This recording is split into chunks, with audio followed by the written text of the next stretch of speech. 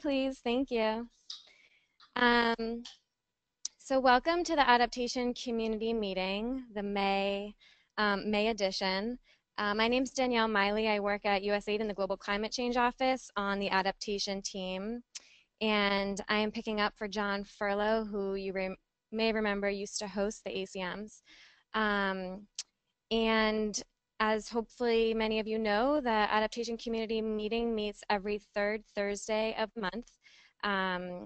We will have, the next one is June 22nd, and the topic of that will be the USAID Serve Your project. We'll be discussing the results of an evaluation that was recently completed, so please join us for that. There will be a July meeting, and then we'll be on break during August. Oh, another note, we're also scheduling out the next few ACMs, so if you do have a topic you would like us to cover or you would like to speak, please let us know, and we'll be happy to discuss that with you. So, the more exciting part of our afternoon, I want to introduce our speaker. Today we're going to hear from Olanda Bata, our Chief of Party on the USAID-funded Coastal City Adaptation Project in Mozambique. As you may have read on Climate Links, Olanda is a food security, early warning, and disaster risk reduction specialist with more than 15 years experience working in the development sector, working with governmental, academic, and international organizations from Mozambique, Southern Africa, and the US. And before serving as Chief of Party on the CCAP project, she worked on USAID's FuseNet project, so she is no stranger to USAID, and we're very happy to have her here all the way from Mozambique to join us to speak with us about local adaptation program planning in Mozambique. And without further ado, I'll pass it over to Olanda.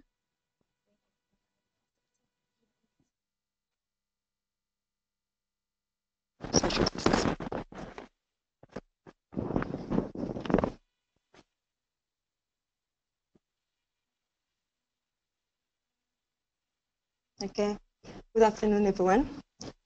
You will excuse my accent. I'm a native Portuguese speaker, so I may confuse some words, but thank you very much for all of you to be here. It's an honor for me to be in such an important session and from this the adaptation things. So I'll be talking about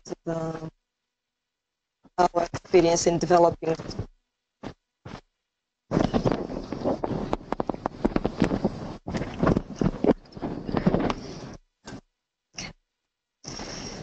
So, as Danielle mentioned, I'll be talking about the PLAs, the local adaptation plans in Mozambique.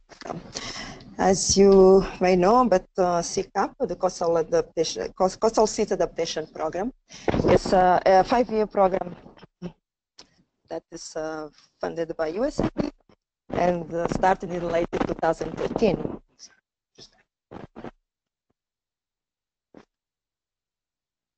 Speak louder for the, okay. Okay, so I was saying that CCAP started in late 2013. It's a 5-year project. CCAP is operating selected municipalities and cities that were chosen by, first of all, having smaller donor footprint. Cities were exposed to several risks, and the vulnerability to climate risk are so high. Policy and environment, policy and governments environment are enabling.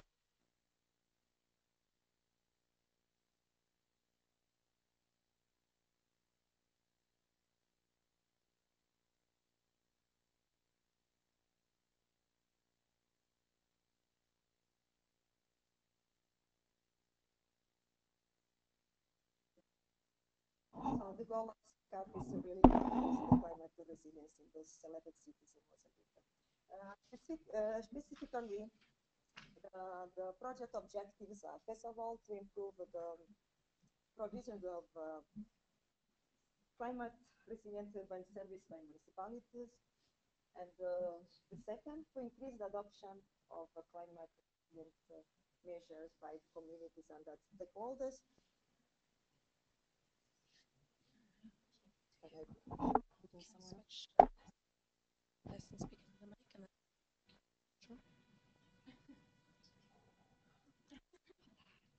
No problem.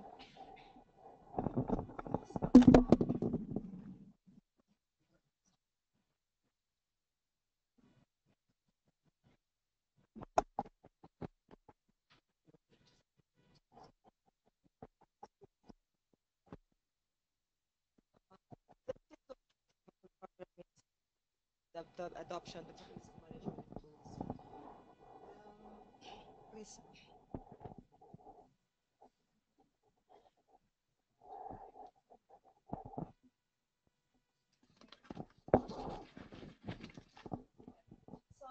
Initially started in two cities, Kilimani and Pemba, both in the northern part of the country. However, we were required by USAID to expand the best practice to other municipalities. Therefore, we are now working in municipality of Nacala, municipality of Ilha de Mozambique, and Mocimboa da Praia.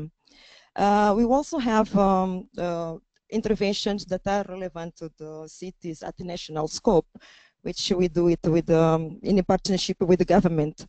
For instance, the disaster risk management and academia universities. Yes. Please.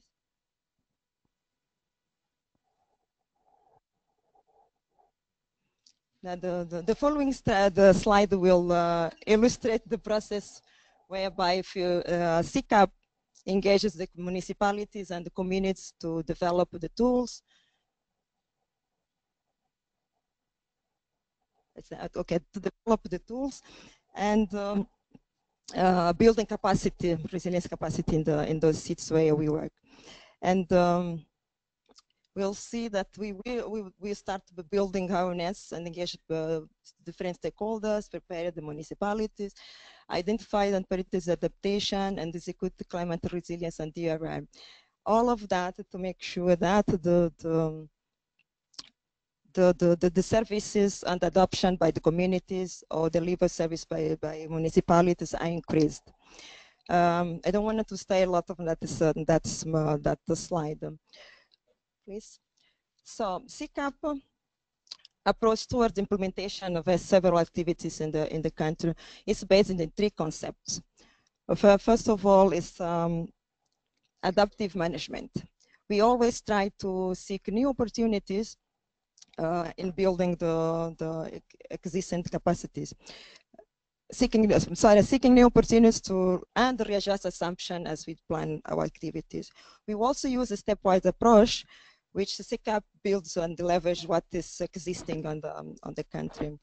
And the third one will be the leapfrogging solutions, recognizing that new innovations can be introduced and then supported by the project. So that said, in a partnership with several stakeholders in the country, we are developing the vulnerability and risk maps, which those maps are then integrated into the municipality cadastres. This is a tool that allows the municipality to decide whether they issue or not the land permit as they manage their urban setting. It's simply like examples of what we do. I could spend 2 hours just to speak about CCAP activities, but I just want to highlight a few of them. Please. We also, with the UN Agency for Human Resettlement, UN Habitat, we are constructing models of smart resilient housing. Those houses incorporate the water system catchment and the sanitation facilities. The designs were done in a way that they withstand some of the extreme weather events that the cities may face. One important aspect of this particular activity is that we are training local builder masters that will be staying in the community, and they would ones will be providing services as required.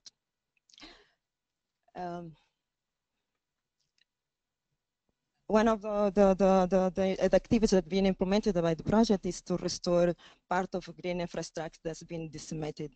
So in Equilimana city, with the communities and other stakeholders, we are promoting the restoration of of mangroves. The mangroves, that large areas of mangrove have been destroyed because of salt pans, of shrimp production, and many other aspects. So we are now completing the redesign of restoration program so that we are incorporating the best practice on the restoration of mangroves in the world. Please. And as part of what we do to facilitate the building resilience and the knowledge, we are facilitating our counterparts to participate in several forums, international forums, just to sharing the experience. You may recognize one of the person there. But by the municipals, by participating in those forums, they are exposed to what is for different networks, and also be able to connect themselves with potential funders for different, to implement several programs in their cities. Okay, so the last but not the least, the PLAs is one of major activities that are being undertaken by the project. And this, of course, is the object of this the presentation this afternoon. CCAP assisted the cities of Quilimane and Pemba in develop the local adaptation plans we call PLAs. So the PLAs are strategic documents where municipalities' priorities are determined and actions needed for adaptation are identified. So we based our framework on several other conceptual frameworks that is out there that has been developed for cities adaptation.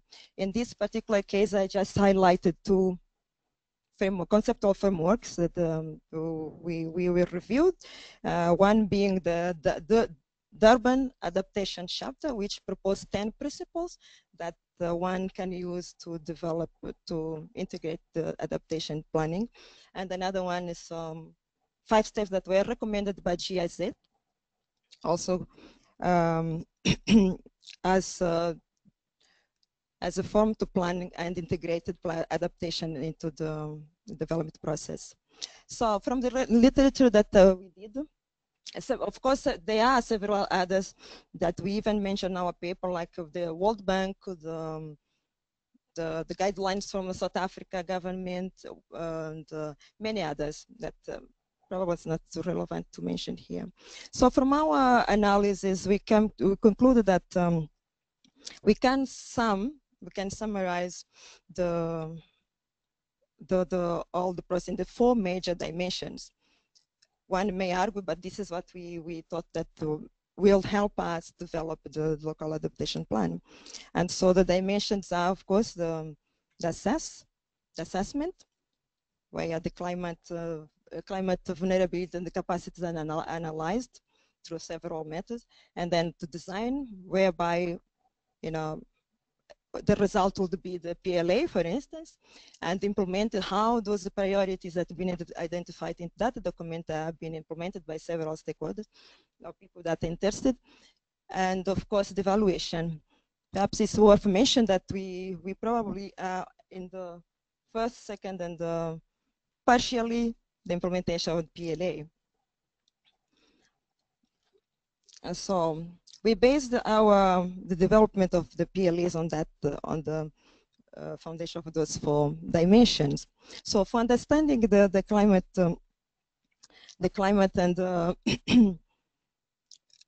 I'm sorry, with the goal to understand the context, we did the climate assessment through using several models, scientific models, but also the local acknowledgement. We did also the institutional capacity by using the LGSAT, which is the local government assessment tool, to to assess to what extent the country or the cities are able to really become resilient. And so we that is a summary of the profile that we did after this analysis, that those cities are at risk of at high risk of having rainfall, cycling, floods. The cities are prone to winds and cyclones, almost every another year. The local institutional capacity is very small in all the cities. And the vulnerability assessment, risk and mapping assessment shows the, for instance, in Quelimane, more than 95% of the city is highly vulnerable to all those risks that I did mention there. Thank you. So we use our approach to design started by consultation process. This was a process that it took nearly 6 months to come to having the PLAs signed, ratified. So we engaged the stakeholders in the city, starting with the mayors, which they are the ones who have to lead the process. The CCAP also carried out several seminars with several groups. We did create an advisory committee, and those who would review and comment on how the PLA has been used in the city.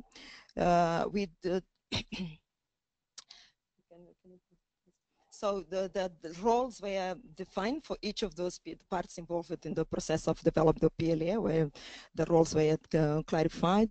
We did again one ground truth on the field. It was just to ground truth, I'll say, so to verify what has been initially determined. Several groups, or the draft was prepared, and there was a contribution of several groups, those who participate in the process. And the draft was reviewed and then submitted to the municipal assembly, which have a role, which are basically legislators, those who are that oversee the work that municipalities do. Okay. So, can you move, please? So, those were the major objectives that were determined by consultation process in a Pemba city. To promote resilient infrastructures, to expand the quality of environmental friendly tourism. As you may know, Pemba is it's the 3rd bay in the world, and the tourism should be a feature as they develop, but they don't want to do it unless it's something that is climate compatible.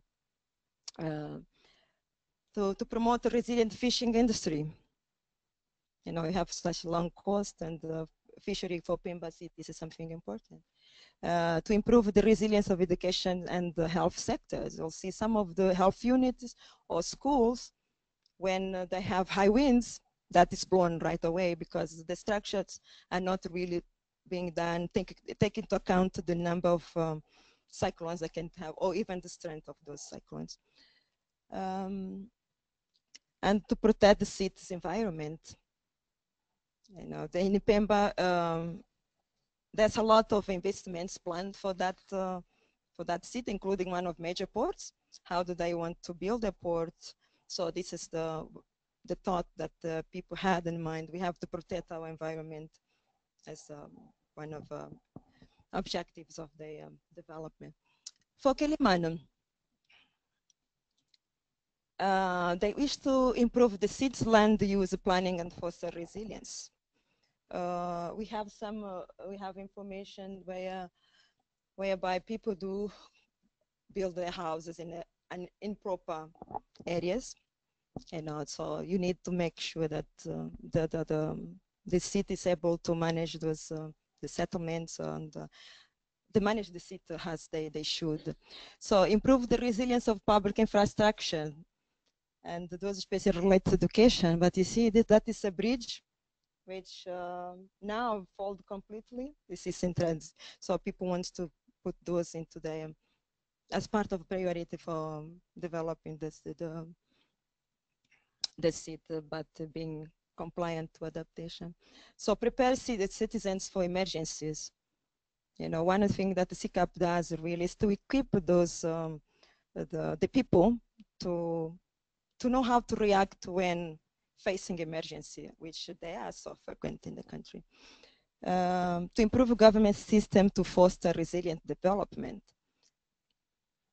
So we're providing them with some sort of capacity building, so that they are aware with what can be done by introducing software engineers tools, aiming at them to manage better their cities. And of course, to promote climate develop, promote sector climate-proof development. So, excuse me. By December 2016, we had the 2 PLAs approved by the Municipality Assembly. Since the approval of the PLA, CCAP has been helping the cities to implement that. We're helping cities to disseminate the PLA, to hold meetings so that people are aware of what are the priorities for adaptation in the city, in the Kilimani city. Part of our interventions that really are very well aligned with what are the priorities that was agreed consensually in those 2 cities. So we conclude that using a participatory approach, it really helped coming to this, to have this strategic document. And the participatory approach also allowed the people to feel or to have a sense of ownership that was not prescribed priorities, but were prescribed, determined by the citizens themselves. So ratification of the local adaptation plan is really important, because that's the way they can, it's the way the plans are institutionalized in the annual and the budgeting system in the cities. So you may have a plan without resource, we can't implement it. So this is the way that they see those priorities being tackled. So recently, the World Bank and the UN Habitat organized the first forum for urban resilience in Maputo. So during that meeting, the representative of National Association of Municipalities presented the PLA as a viable tool for them to integrate the adaptation climate change aspects into their governance, into the planning. So we see that as a very positive thing, because it's something that is being uptake by locals, and they can scale up as resource allows. Okay, and yeah, I will say that CCAP has staged the ground for that is required for long-lasting interventions and adaptations. We know that it's long-term, mid to long-term, that we'll see some of results at seeing the cities resilient. Okay, so our way forward. We have been requested by USAID to expand or to scale up best practices, and PLA, we consider PLA one of best practices now, and through this association of municipality of Mozambique, we will expand it to another coastal cities. Of course, that will depend on contingent to the resource availability, but there's political will and created the environment for that to be successful. We will also help as a follow-up with the cities to budget some of the activities that they will be implementing, and in selected cities, of course, and also assist other stakeholders on an understanding of what are the priorities set in terms of adaptation. And we start to do it to assist the municipalities to seek funding needed for implement several of the priorities that they have identified. We think that the PLAs to be implemented, one must take into consideration challenges and opportunities that they are there. As the key challenges, some of you may have heard that we are in a more or less collapsing economic situation now, and these have declined investment in the country. So very little funding is happening now. So that's it's a one of challenges that is affecting the country, not just the cities, but the country as a whole. The climate change continues to be a very new subject matter that is very new for most of people, even though we are bringing in the knowledge into the cities, into the communities. It's still very incipient on an understanding of the impacts and what one can do to adapt to those to impacts of the climate change. And yeah, poverty continues, and this poses challenge in a way that people compete. They have competing priorities. I may be talking about adaptation to a certain audience, but their worries really, it's not what's going to happen tomorrow, the day after tomorrow. It's what is happening today, that I can't feed my families. So it's very, sometimes we are in a very critical position where we want to promote this kind of change on practice, things, change on practice, not behavior, but change on practice, introducing new ways of doing things.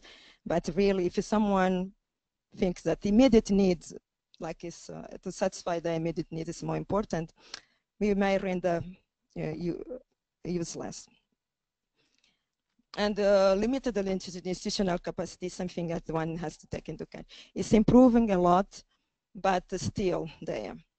You know, it's something that it might be a need for another decade or so, but it's improving. But there are also opportunities.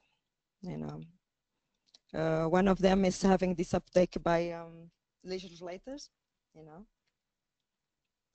Which allows the institutionalization of climate change planning into their developed plans. Existing multi-stakeholder platforms, there are several multi-stakeholder platforms.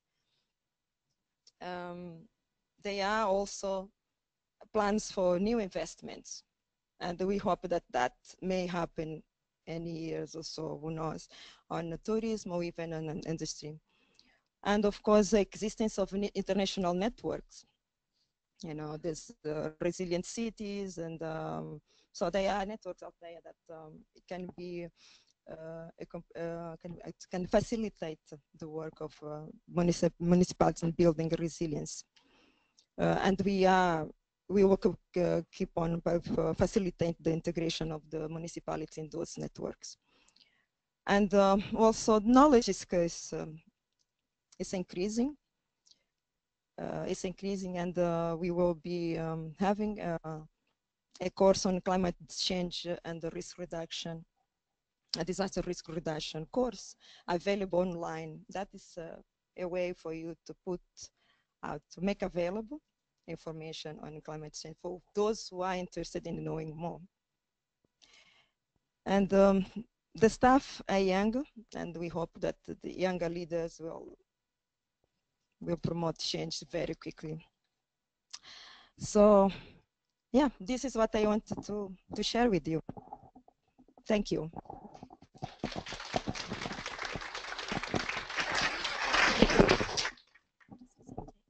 Okay, thank you so much, Olanda, for that insightful discussion and presentation. I think we'll open it up for Q&A, and we'll pass the mic around. So if you have a question, please introduce yourself, just state your name and your organization, and we'll go from there.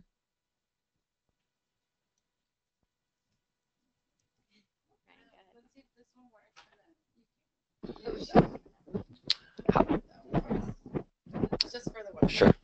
Hi, I'm Ryan Weddle. I'm with the urban team at USAID. You mentioned that one of the central challenges is the lack of resources available to municipalities, and I think that's a very good point. That it's one thing to develop excellent plans, but if you don't have the resources to implement them in the long term, the impact will be difficult to realize. So I'm wondering, in the Mozambican political context, what do you think is the best hope of getting the resources to implement these strategies in the long term? Is it that you are working with the municipalities to get transfers from the central government, or catalyze private sector investment, or own source revenue, so through sort of local taxation and such? What are your thoughts? Okay. Mozambique has been a recipient of funding for several donors for years and years. Recently, due to high levels of corruption, we did see the reduced support into state government budget. So the government budget, or even, it's a simple, there's not a lot of financial resource being moved around. So the municipalities do have nearly 70%, 6 more of funding being provided by the state government. If the state government have reduced funding, you also have, the municipalities are also affected. So we, the municipalities may get funding from several other sources. So we see private sector as being one option. Even though it's at the very initial stages, but it can be very good source of financial input into the municipality. Private, yes, partnership.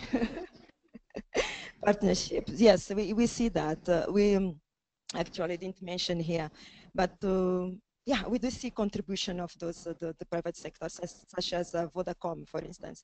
It's a mobile company, so they are hosting on-demand service from CCAP, and that assists the municipality. So it's a contribution. So people accept that information nearly free charge with the contribution of Vodacom. That's some kind of partnership. We hope to see more. We hope to see more. And do you want to help? Just let me introduce myself. I'm Brian Knapp. I work on the home office team here supporting Olanda, and thank you for doing this. I know it's not the easiest thing when you're not, especially not in your first language, so I really appreciate that. Yeah, so I think also part of a lot of what we are doing is also working to get these into municipal plans. So they're not necessarily a list of actions that need to be funded and find the sources. I mean, some of these, it just improved planning, and you're putting these processes, improving the planning process as some of these actions. So then they're not necessarily something that has to be funded, but I think the reality is that there is still a funding gap. Both at the national level, there are some issues as devaluation and the currency, etc. And so the donor community, I think, is going to be involved in a while. I think there are a lot of funds that are interested in climate, supporting good local climate initiatives, and that's part of the reasons why we do send our mayors and counterparts to ICLE and some of these international forums where they do networking, and to make some of those connections.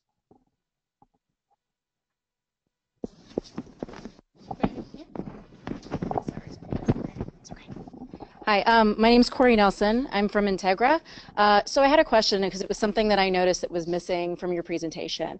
Actually noticeably missing in the pictures, and it was women. So especially with the mayoral council and the municipalities, I didn't see any women in the pictures.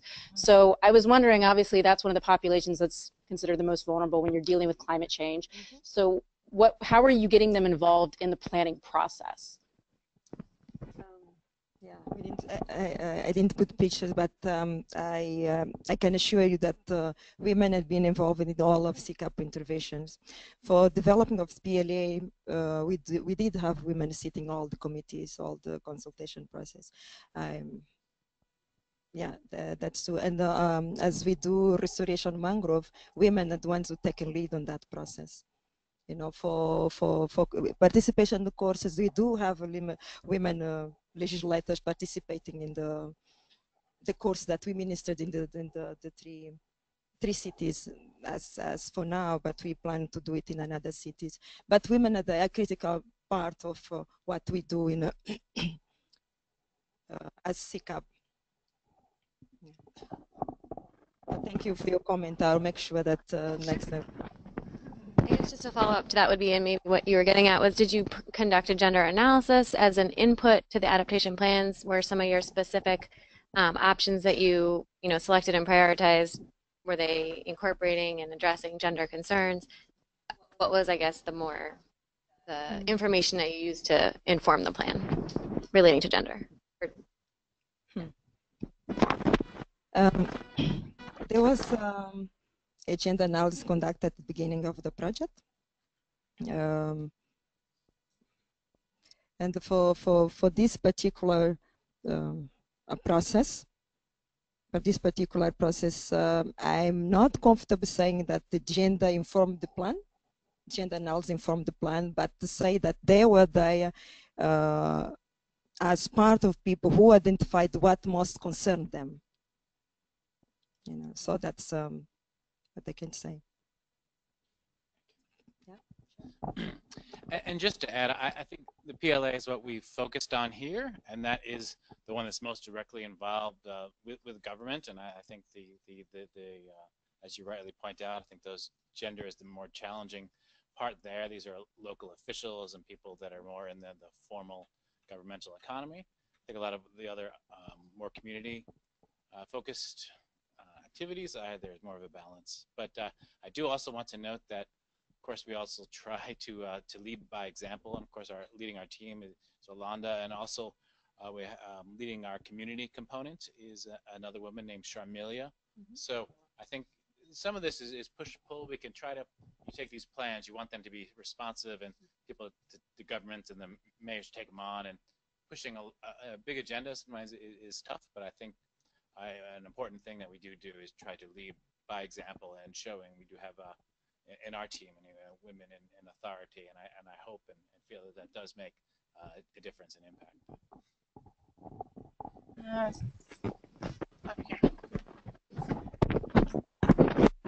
Hi, I'm Nikki Shulman. I'm with RARE. We're an international conservation and development organization, and we're currently working in Mozambique in several coastal communities, basically mobilizing fishing communities to adopt more sustainable fishing practices. So I was curious, you mentioned one of the objectives, at least for Pemba, was a more resilient fishing industry. So I was just wondering if you could tell us a little bit more about that particular objective and sort of how you see, especially small-scale fisheries, fitting into this, and maybe where you had challenges or gaps in that piece of work. That's a tough one.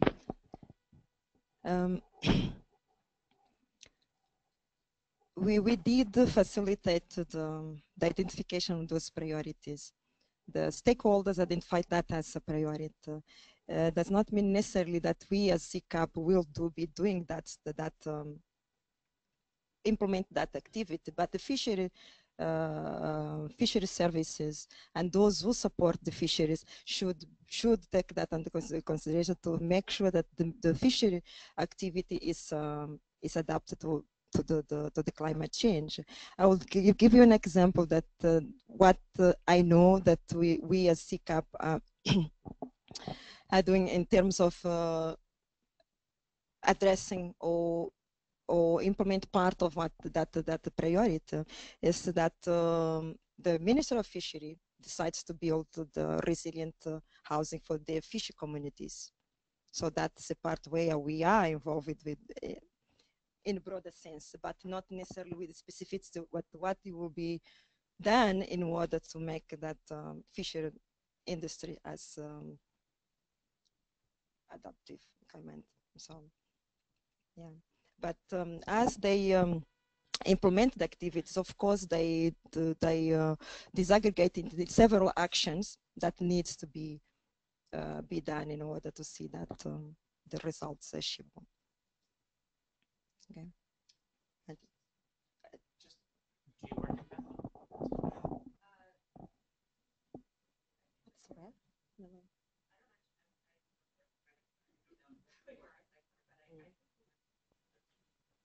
Because I would just say, let's exchange information. Because a lot of what we do is facilitating. So it's exactly, we don't have fisheries people. We're, but we try to the plans put in that framework and then identify some good partners. So it sounds like maybe there's some follow up that we could look into. Yep.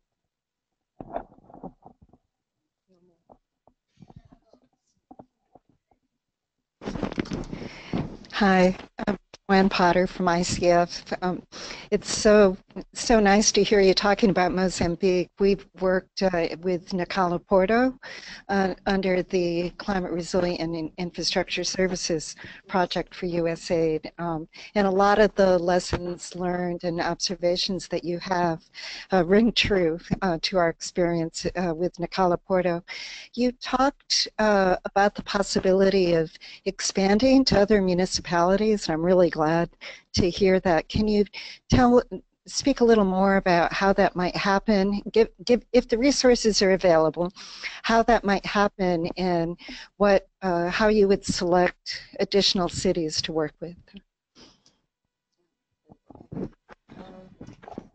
So right now we are planning on the scale up the PLAs process, the development of risk and vulnerability mapping, to promote or to provide the courses to minister the course on climate change and adaptation, disaster risk reduction. So we'll do it in Nacala, Ilha de Mozambique, and Mocimboa da Praia. So those, first of all, Mocimboa da Praia is very close to where the oil industry will be, and Anadarko is one of American company at ExxonMobil, will be exploiting oil then. They're very close to that place. So with the USAID,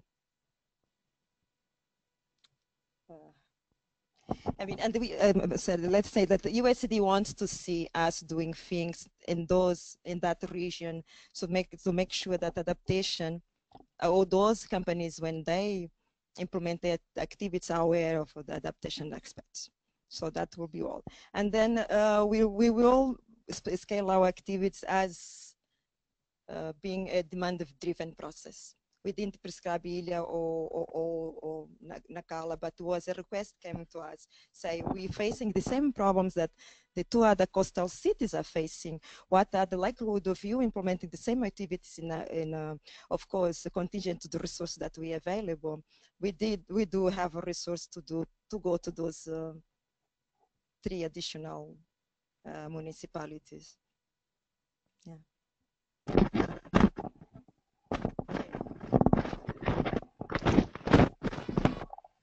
Hi, I'm Dan Martin from the Woodrow Wilson Center. I take it from what you said about the 2 focal cities that sea level rise is the basic climate change issue that you're addressing. Is that right? The effect of sea level rise? Okay. So when you talk about the long term and future, I wonder how you're estimating where sea level will be in various time frames. You can jack up buildings to reach a level that would make them secure perhaps 10 years from now, but sea level rise is very likely to continue, making it very difficult in coastal cities to prepare for that longer term. So I just wonder how you're thinking about that in the plans because it's not just the storms, but simply where the sea is permanently. And that's just there's no indication that that's not going to continue long term, and in a country with so much of its population right on the coast. So what's your sense about how to plan for the longer term future? Okay, I'll start and then you can add. And Carlos, I see that Carlos is here. There are studies that have been done in Mozambique, scenarios on how the sea level will increase in the future, and indicates that Quelimane, for instance, and Beira are the cities which are at high threat. The plans have a duration of valid for no more than 10 years. You know, if after 10 years the situation changes dramatically, of course, the new kind of intervention will be discussed. Yeah. Yes, but that is the case, and Carlos, you can help me on that. In one of neighborhoods in the city of Pemba, for instance, there used to be a construction close by the sea. Those are vanished; they're not there. And that happened in the last five years. And Carlos was testimony of what happened in Paquitiqueta. You know, so that is now taken into account in this plan, and how you protect and manage the environment in your city. Yeah.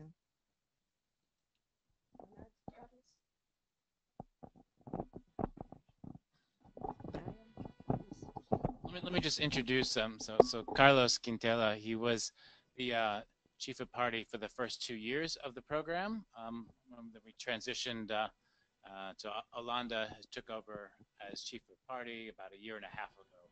So a lot of this initial work, Carlos is very familiar with, and so I just want to introduce you and thank you for coming and for responding. And I guess the question really is, what are, when we're doing these vulnerability maps, what are our assumptions? You know, what, in terms of, you know, I guess sea level rise. I mean, are the vulnerable areas, are they including just where you know, cyclones and storm surge, or what are the assumptions in the long-term planning when we develop those initial maps? Well, when we started doing those, we did a vulnerability map, and I just a few years ago, they were very basic, and they outlined the areas that were most vulnerable. We did not do an estimation of sea level rise. For the areas which we were actually having some interventions, that was not that relevant, because those areas we were working on were areas where infrastructure was very basic. So just to illustrate an example, we visited some areas in Pemba that the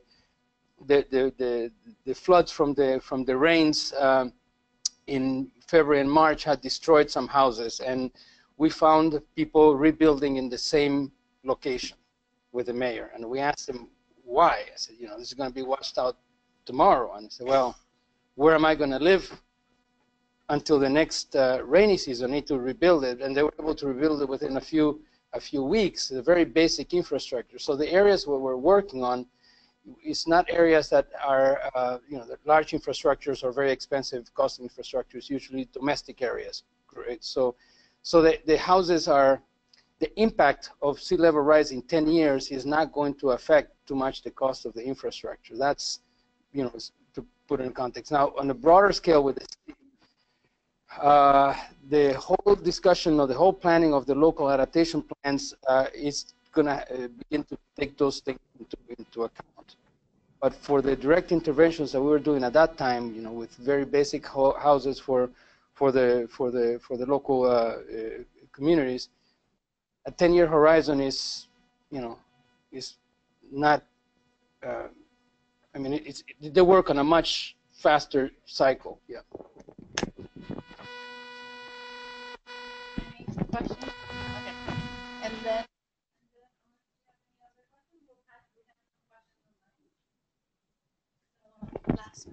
Here. You ready? Hi, my name is Dan Sabo, and I'm a associate here at Chemonics on the project management unit for the Surveyor and Climate Services support activity, which Carlos is now the chief of party of. So I was just curious to what degree the Mozambique CCAP project has taken climate and weather services into their activities as a way to promote more sustainability. Specifically, there's, the Surveyor East and Southern Africa Surveyor Hub, and they've got a lot of amazing tools and resources and services available to promote climate and weather services. So there's a lot of key opportunities for partnership there. I was just curious if that's integration and what you're doing with that. And specifically, I know it wasn't mentioned in this presentation, but I was aware that from a previous presentation on the project, I'd heard that you've done work with two-way SMS systems for disaster preparation and response, which would be a good example of one of those. So I was just curious if that's been tested now and used in action and what the results were. Thank you.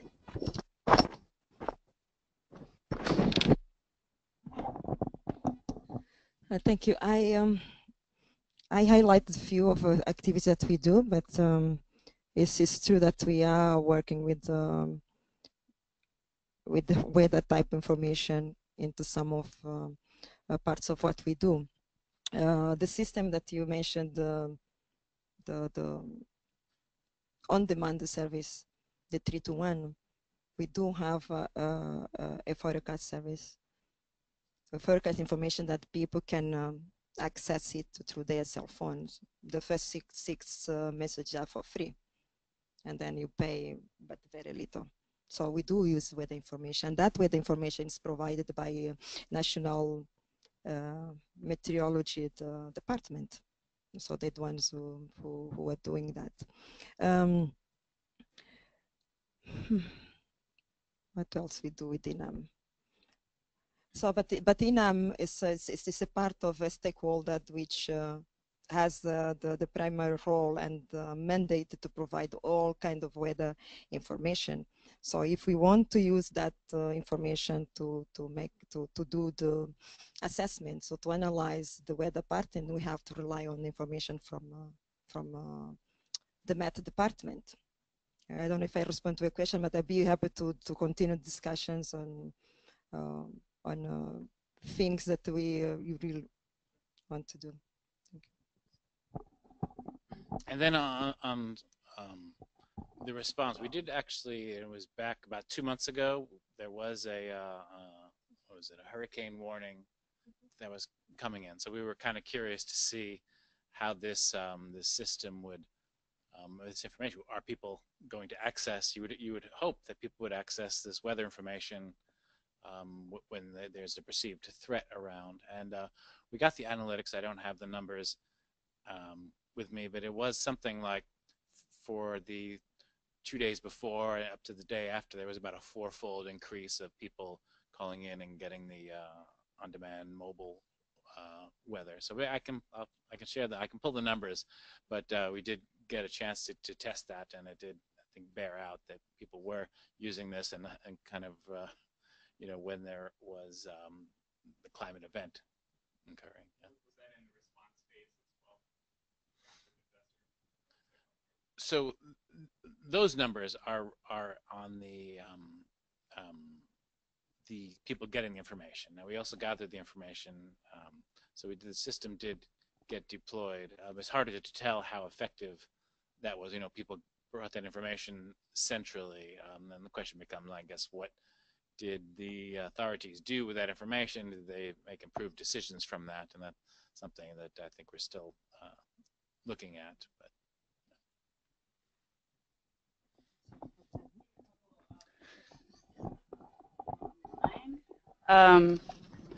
So this is from Keith Forbes. He says, hello, Olanda. He knows you. Sissy's been to many Mozambican municipalities, including Pembe and Quelimane, and wants to know and knows that some of the most vulnerable and highly populated areas are outside of the official cadastre. So, how were these informal areas handled within CCAP? And a second part is, when involving stakeholders to set priorities, how did you screen out priorities that were brought up by municipal leaders but were actually unrelated to climate adaptation and vulnerability? That was too fast for me. Okay, so two questions. The first one is, how do we deal with there's the city center, then there's the city limits, and then there's many people living outside them in less formal settings. So how do we address those as a document? Do we work with those that are in unofficial informal areas? I mean, the CCAP covers the city, whether it's, we talk about informal settlements within the city, the gray part of the city, all of that. We are providing tools to the municipality. Those are the ones who have to deal with those communities. So, but there's no exclusion. If you're talking about Isidro, for instance, I hope that he remembers the area.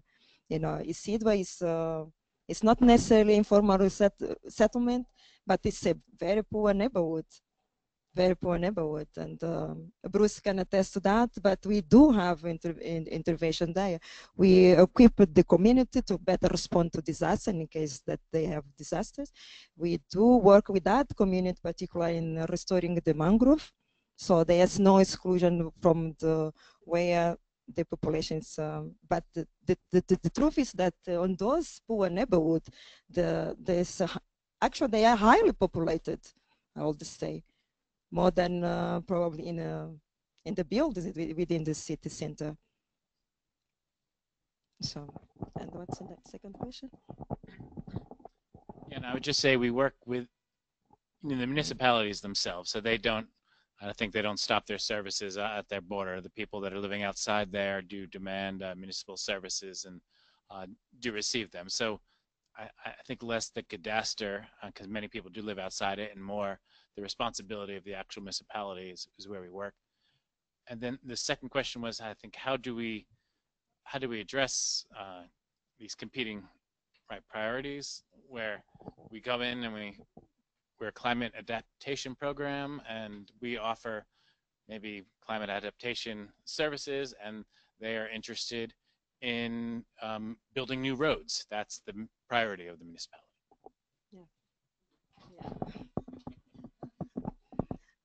That's a good question for the scope of what the CCAP is as a mandate to do. We are adaptation program, which personally I think it's kind of developed, but that's what is typical developed intervention. CCAP is not providing that to the people in those cities. And yes, that is problematic, because it put us in a very uncomfortable situation. But the mayor can come and say, you know what, yeah, I want this building. You saw the bridge down, but we don't have a resource to fix the bridge. We simply don't do that. But we are assisting the municipalities to seek funding outside CCAP. They are the donors who deal with infrastructure. Depending on how they elaborate or develop their proposals, they may get those funds to other needs that the municipalities may have that CCAP cannot satisfy. So that's why.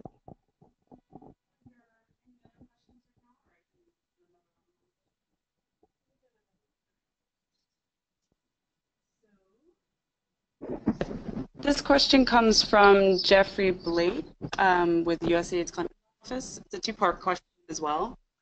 What would you say are some of the lasting co-benefits of the PLA process? Were new institutions created or existing institutions strengthened?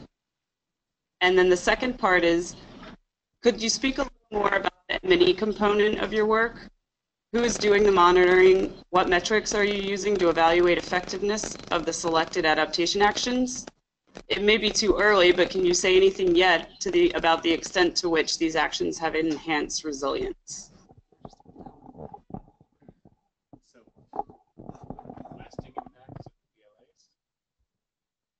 No, and I said the first one, whether they are, we created the additional, no, we work with the existing institutions. And if those are strengthened, I would say so, yes. You know, first of all, because when we did this, the develop the PLAs, there was a training component. So the institutions are aware of some of experts that deals with adaptation and the climate change and adaptation. Yeah, and what are whether we did evaluated the implementation of our CCAP MNE or evaluation.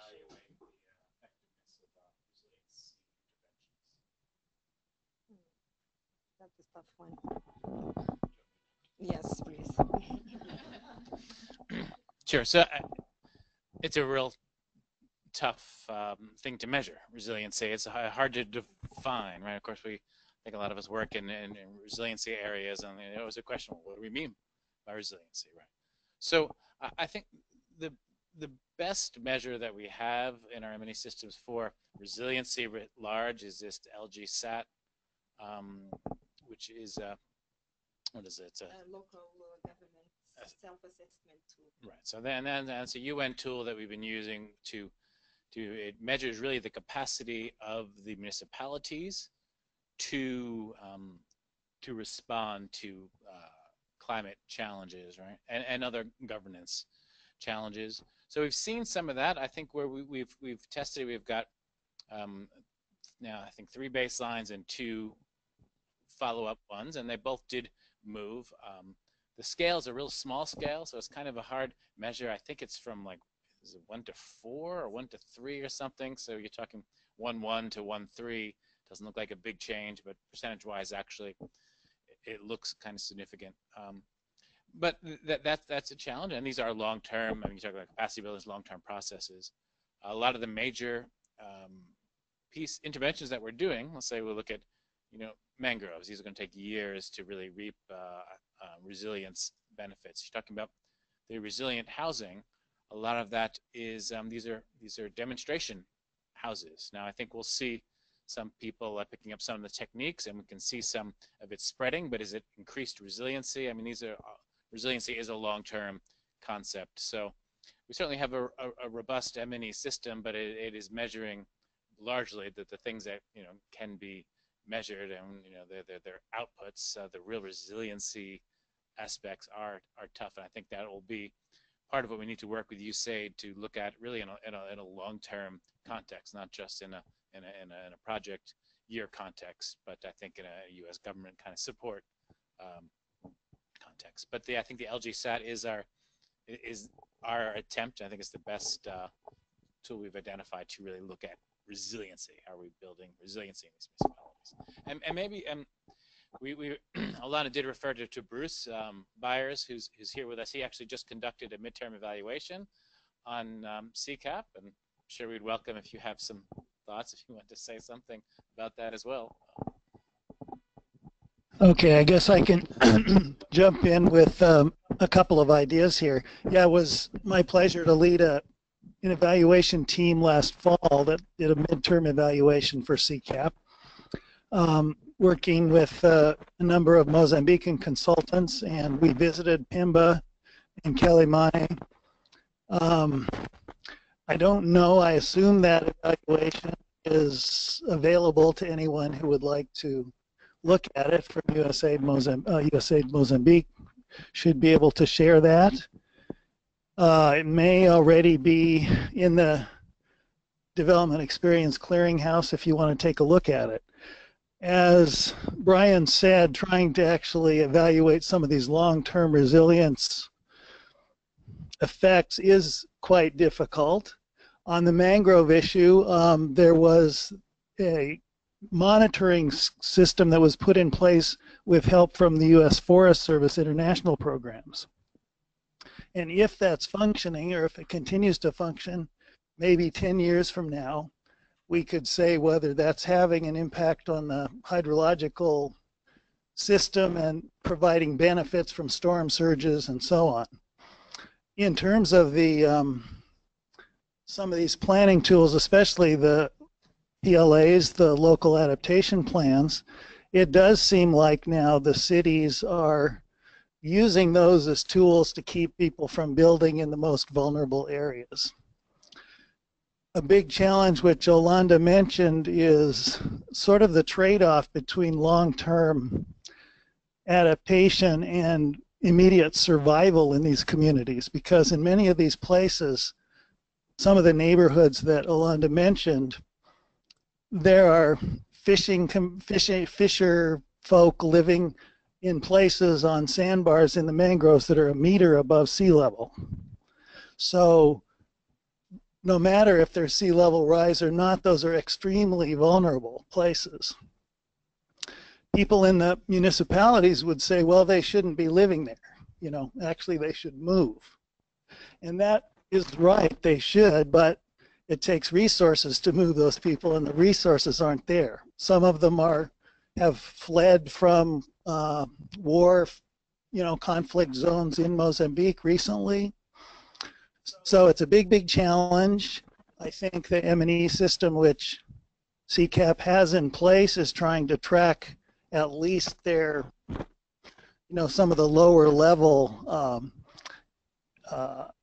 impacts, objectives, activities that they're putting in place. And the challenge is big, and I think you see successes and you see remaining challenges that are very difficult to resolve. But so anyway, my 2 bits on that.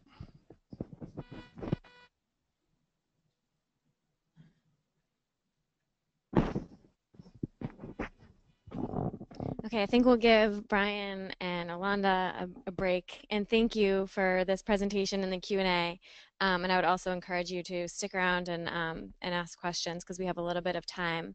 I also want to make a plug for USAID's urban portfolio. The Mozambique CCAP project was really our flagship urban adaptation project. It was our first, and since then USAID has been investing in urban projects throughout the world, moving from Africa to LAC to Asia, and focusing both on adaptation and mitigation. And if you're interested in learning more about those projects, feel free to ask me or look on Climate Links. We have a lot of information up there. And then I also want to plug our new urban website, if you're not already familiar with it, urban-links.org. And Ryan from our urban team is here if you want to ask him any questions about urban work generally beyond climate change. We're happy to stick around and answer questions. But again, I want to thank you for your presentation and the Q&A, and for everyone joining us in person and on the webinar. And we look forward to seeing you on June 22nd. Thank you.